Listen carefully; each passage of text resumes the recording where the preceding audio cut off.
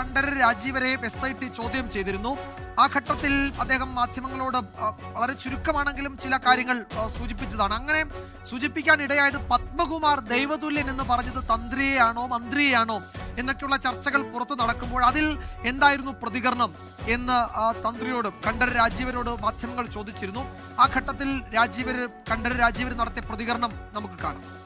ഈ ഒരു വാർത്ത ഞെട്ടലോടുകൂടിയാണ് ശ്രമിക്കാൻ സാധിച്ചത്. ഇത്രയും സ്വർണ്ണമൊക്കെ നഷ്ടപ്പെട്ടു എന്ന് വെച്ചാൽ വലിയ വിഷമം തോന്നുന്ന കാര്യമാണ്. പ്രത്യേകിച്ച് വിശ്വാസികളെ സംബന്ധിച്ച് വളരെയധികം വേദനാജനകമായ ഒരു കാര്യം തന്നെയാണിത്. ബഹുമാനപ്പെട്ട കോടതി ഭംഗിയായി അന്വേഷണം നടക്കട്ടെ. കോടതിയിൽ വിശ്വാസമുണ്ട്. കോടതിയുടെ ഉത്തരവിനെ ഞാൻ ബഹുമാനിക്കുന്നു. അത് നല്ല രീതിയിൽ അന്വേഷണം നടക്കും എന്ന് തന്നെയാണ് കരുതുന്നത്. സാമിശരണം.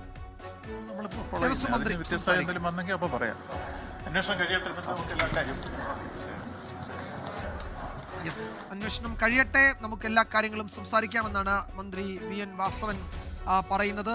നേരത്തെ നമ്മൾ കണ്ഠരര് രാജീവരുടെ പ്രതികരണം കണ്ടതാണ്. ആ ഘട്ടത്തിൽ ഈ സ്വർണ്ണക്കൊള്ള ബന്ധപ്പെട്ട വിവരങ്ങൾ പുറത്തു വരികയും അതിൻ്റെ ആദ്യ ഘട്ടത്തിൽ അറസ്റ്റുകളൊക്കെ നടക്കുകയും ചെയ്തപ്പോഴായിരുന്നു ഞങ്ങൾ ഞെട്ടി എന്നൊരു പരാമർശം അദ്ദേഹത്തിൻ്റെ ഭാഗത്തു നിന്ന്. വിശ്വാസികളൊക്കെ ഞെട്ടിപ്പിക്കുന്നതാണ് ആ വാർത്ത എന്ന് പറഞ്ഞാണ് അദ്ദേഹം സംസാരിച്ചു തുടങ്ങിയത്. പത്മകുമാറാണ്, ദേവസ്വം ബോർഡ് പ്രസിഡന്റ് ആയിരുന്ന പത്മകുമാറാണ് ദൈവതുല്യൻ എന്ന വാക്ക് ആദ്യമായി ഉപയോഗിച്ചത്. അത് ആരെ പറ്റിയാണെന്ന ചോദ്യം ആ ഘട്ടത്തിലും ഇപ്പോഴുമൊക്കെ ഉയർന്നുകൊണ്ടേ ഇരിക്കുകയായിരുന്നു. അത് മന്ത്രിയാണോ, ദേവസ്വം മന്ത്രിയാണോ, അതല്ല തന്ത്രിയാണോ എന്നൊക്കെയുള്ള ചോദ്യങ്ങൾ പലരും ചോദിച്ചിരുന്നു. അന്ന് എന്താണ് പത്മകുമാർ പറഞ്ഞതെന്ന് നമുക്ക് പരിശോധിക്കാം. എൻ്റെ ഭരണകാലത്തെന്ന് പറഞ്ഞു കഴിഞ്ഞാൽ ഇപ്പോൾ നമ്മൾ ദൈവതുല്യം കാണുന്ന പലരും ഇതിനകത്തുണ്ടെങ്കിൽ ഞാൻ എന്ത് ചെയ്യാൻ പറ്റും? അപ്പോൾ അങ്ങനെ തന്നെ ഞാൻ പറഞ്ഞ വെക്കുകയാണ്. ഞാനിപ്പോൾ അത്രേ പറയുന്നുള്ളൂ. ഇതാണ് സത്യമെങ്കിൽ, ഇന്നിപ്പോൾ ഹൈക്കോടതി കൊടുത്തതാണ് സത്യമെങ്കിൽ, ഈ ഉണ്ണികൃഷ്ണൻ പോറ്റി എന്ന് പറയുന്ന അയാൾ അവിടെ കൊണ്ടുപോയി ഉരുക്കി സ്വർണം തിരിച്ചു വാങ്ങിച്ചിട്ടുണ്ടെങ്കിൽ, അത് ദേവസ്വം ബോർഡിനെ അറിയിച്ചിട്ടില്ലെങ്കിൽ, അല്ലെങ്കിൽ തിരുവാഭരണ കമ്മീഷനെ അറിയിച്ചത് സ്റ്റോക്കിൽ കൊടുത്തിട്ടില്ലെങ്കിൽ വലിയ ഗുരുതരമായിട്ടുള്ള അവസ്ഥ തന്നെയാണ്. നമ്മൾ ദൈവതുല്യൻ എന്നൊക്കെ കണക്കിലെടുക്കുന്ന ആളുകളൊക്കെ ഉണ്ടെങ്കിൽ ഞങ്ങൾ എന്ത് ചെയ്യും എന്ന ചോദ്യമാണ് അന്ന് പത്മകുമാർ ചോദിച്ചത്. നേരത്തെ രാഹുൽ ഈശ്വർ പറഞ്ഞത് ദേവസ്വം ബോർഡ് പ്രസിഡന്റും അംഗങ്ങളും ബോർഡ് എടുക്കുന്ന ഭരണപരമായ തീരുമാനത്തിനൊപ്പം നിൽക്കാനേ തന്ത്രിക്ക് കഴിയൂ എന്നാണ്. ഇവിടെ ദേവസ്വം ബോർഡ് പ്രസിഡന്റ് പറയുന്നത് ദൈവതുല്യം ഉള്ളവരൊക്കെ പറഞ്ഞാൽ പിന്നെ നമുക്ക് എന്ത് ചെയ്യാൻ കഴിയുമെന്ന്. ആരാണ് ഈ ദൈവതുല്യൻ?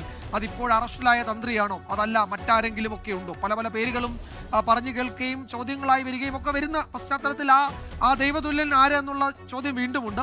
അത് തന്ത്രി കണ്ഠരര് രാജീവരുടെ അറസ്റ്റോടെ അതിന് ഉത്തരം കിട്ടുമോ എന്ന് നമുക്ക് ഇപ്പോൾ പറയാൻ കഴിയില്ല. എന്തായാലും വളരെ പ്രധാനപ്പെട്ട ഈ അന്വേഷണത്തിന്റെ ഭാഗമായി ഏറ്റവും വളരെ ക്രൂഷ്യലായ ഒരു അറസ്റ്റാണ് ഇപ്പോഴുണ്ടായിരിക്കുന്നത്. നേരത്തെ ഭരണപരമായ ചുമതലകൾ വഹിച്ചിരുന്ന ദേവസ്വം ബോർഡിന്റെ ഉദ്യോഗസ്ഥരും ദേവസ്വം ബോർഡ് പ്രസിഡന്റും അടങ്ങുന്ന ആളുകളാണ് അറസ്റ്റിലാവുകയും പ്രതികളാവുകയും ചെയ്തത്.